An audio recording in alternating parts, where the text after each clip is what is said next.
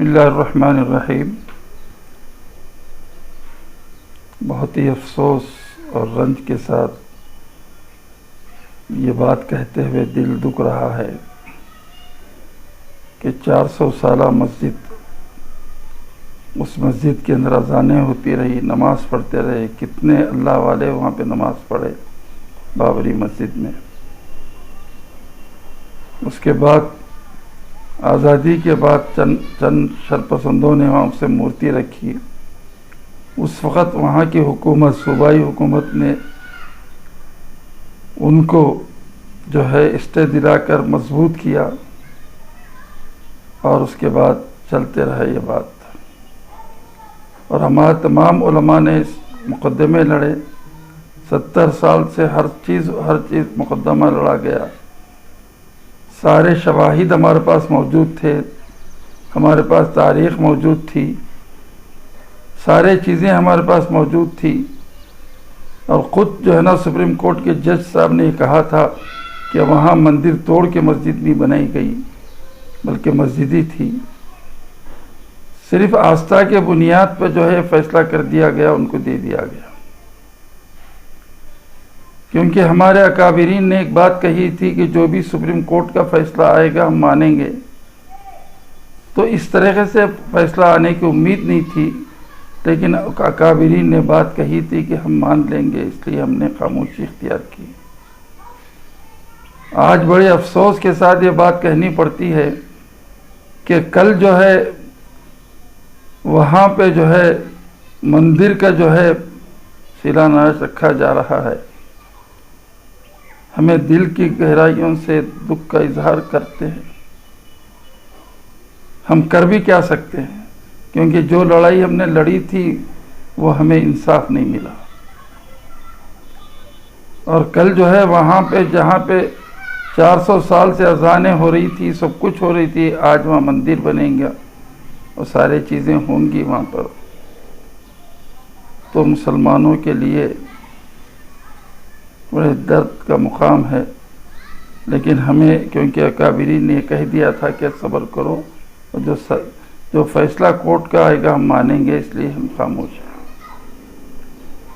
दूसरी तरफ ये हुकूमत जो तेलंगाना की हुकूमत है, वो हुकूमत अपने आप को सेकुलर बोलकर वापस आई, 2 वक्त भी वापस आई। लेकिन शुरू से इसका नज़रिया वही था, चाहे वो शरीयत बिल हो, चाहे वो जो कोई भी बिल पेश करे हुकूमत हिंद मोदी हुकूमत पेश करे, उसकी इन्होंने तायीद की या खामोशी इख्तियार किया। लेकिन ये अपने आप को सेकुलर कहते रहे। और हमने भी उस वक़्त आवाज़ उठाई थी कि भाई इन्होंने शरीयत बिल को भी जो है ना पास होने दिया, लेकिन फिर भी अवाम ने उनको वोट दिया और उन्होंने इक़्तिदार पे आ गए। अब इक़्तिदार पे आने के बाद हमारे 100 साला मस्जिद को उन्होंने सेक्रेटेरिएट के अंदर 2 मसाजिदों को शहीद कर दिया। और ये तो अभी किया, और तकरीबन एक साल 3 महीने 4 महीने पहले एक कने की मस्जिद शहीद कर दी गई। और उसके अलावा खम्मम में जो है फॉरेस्ट डिपार्टमेंट वालों ने हमारी मस्जिद शहीद की। लेकिन ये हुकूमत खामोश है और ये हुकूमत कुछ कहने के लिए तैयार नहीं है। सिर्फ ये बोल देना कि हमें अफसोस हुआ है कि मस्जिद का टुकड़ा गिरा। बाद में जो जब प्रेस वालों ने गया तो ना मस्जिद का निशान था, नामो निशान तक मौजूद नहीं था। फिर ये कहते हैं कि मस्जिद हम बनाएंगे। कहाँ बनाएंगे आप? आपने तो कोई जो ना हदबंदी नहीं की, ना हमारा कुरान शरीफ कहाँ है। इससे पहले 9 जुलाई को मैंने ये बात कही थी कि ना कुरान शरीफ कहाँ है पता नहीं है। उस वक़्त भी यही कहा था कि हदबंदी करो, नहीं करे उन्होंने।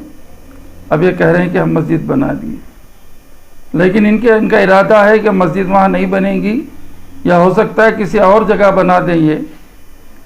तो मैं ये हुकूमत से ये बात खुल्लम खुल्ला कहना चाहता हूँ, जमीयत उलमा का ज़िम्मेदार होने की वजह से, क्योंकि मेरी एक नेशनल पार्टी है जमीयत उलमा हिंद। वो जमात है जो जंग आज़ादी लड़ी और इस मुल्क को अपनाया था।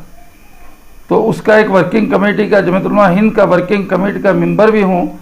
मैं खुल्लम खुल्ला ऐलान करना चाहता हूँ कि आप कहीं भी उससे हट के मस्जिद बनाएंगे, आप अगर उसी जगह बनाएंगे तो हम वेलकम करेंगे आपके, अगर आपने उस दूसरी जगह बनाएंगे तो हम उस मस्जिद को नहीं मानेंगे। वो अपने चाहने वालों को जो वोट दिए या जो उनकी तायीद करे, या मिनिस्टर है या एमएलए एमएलसी है उनके, वो जाएं वो नमाज़ पढ़े, लेकिन गय्यूर मुसलमान वहाँ नमाज नहीं पढ़ेगा। कोई भी गय्यूर मुसलमान जब वहाँ नमाज नहीं पढ़ेगा तो ये जो गलत रिवायत आप कायम कर रहे हैं कि आप मस्जिदें शहीद करेंगे और हटा के जो है ना कहीं भी बना लेंगे, ये आप चाहते हैं कि हम यहाँ शहीद कर दें दूसरी जगह बना दें। आपको मालूम होना चाहिए कि बाबरी मस्जिद का जो फैसला आया उसके बाद जो है ना जज साहब ने हमारे लिए 5 एकड़ ज़मीन दिया, तो पर्सनल लॉ बोर्ड ने और जमीयत उलमा हिंद ने और तमाम जमात के लोगों ने और जमाती लोगों ने जो नेशनल लेवल पर हैं मुस्लिम जमातें, उन्होंने कहा हमें 5 एकड़ की ज़मीन की ज़रूरत नहीं है। इसी तरह हम ऐलान करते हैं कि इन्होंने जो है ना जो मस्जिद और जगह बनाना चाहते हैं तो हमें हम उस ज़मीन की ज़रूरत भी नहीं है, वहाँ मस्जिद हम मानते नहीं। आप बना लें, आपके लोग हैं, आपको वोट देने वाले हैं, आपको चाहने वाले हैं, आपको तायीद करने वाले हैं, आपके मिनिस्टर हैं, आपके एमएलए हैं, आपके चेयरमैन हैं, आपके एमएलसी हैं, वो लोग पढ़ लें जाके, लेकिन मुसलमान गय्यूर मुसलमान नहीं पढ़ेगा। अच्छा, मैं दिल को दर्द होता है कि हमारी मस्जिदें जो है हमारी रियासत में महफूज नहीं है और हम जो है खामोश हैं, क्योंकि हमारे पास कोई ताकत नहीं है, हमारे पास कोई ऐसा नहीं है जो हम उससे जो है ना मुकाबला करके वो मस्जिद वापस ले सकें। लेकिन हम अल्लाह के ऊपर छोड़ते हैं कि अल्लाह ताला जो तू जो है कादिर है, इसका तू ही हिफाजत करने वाला है। बड़े अफसोस के साथ कहना पड़ता है कि 4 मस्जिदें चले गई और एक लफ्ज़ जो है ना किसी कहने को लोग कहने तैयार नहीं है। और एक आखिरी बात अर्ज़ करना चाहता हूँ कि हम जो है मैं जो है 2 दिन के बाद पूरे जो ऑनलाइन में हमारे जमीयत के कायदीन को जो पूरे तेलंगाना में है, तकरीबन हमारे मेंबर 9 लाख के करीब हैं, हम तमाम मेंबरों से जो जिम्मेदार उनसे बात करेंगे और एक लाएमल तैयार करेंगे और ये बताएंगे कि जो है ना हमको क्या करना है, किस तरह एहतजाज करना है, चाहे करोना हो क्या चाहे कुछ हो, कोई बीमारी हो, लेकिन अल्लाह के घर के लिए हम खामोश नहीं बैठे। अल्लाह के घर के लिए खामोश नहीं बैठेंगे और वहीं तामीर करना पड़ेगा। अगर दूसरी जगह तामीर करें तो हम मस्जिद नहीं मानेंगे।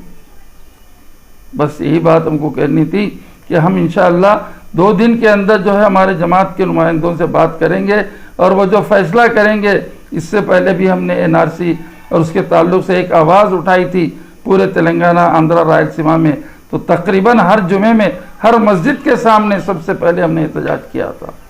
और इंशाअल्लाह अब ये भी एहतजाज करेंगे। ना हमें कोई कोरोना से डर है, ना कोई बीमारी से डर है। जब हमारी मस्जिदें हमारे से हाथ से चले जा रही हैं तो हम क्या करेंगे जी। तो इसलिए मेरी गुजारिश है कि जो है हम जल्द से जल्द इसका फैसला करके फिर आपको लोग इत्तला करेंगे, हम कम से शुरू करें।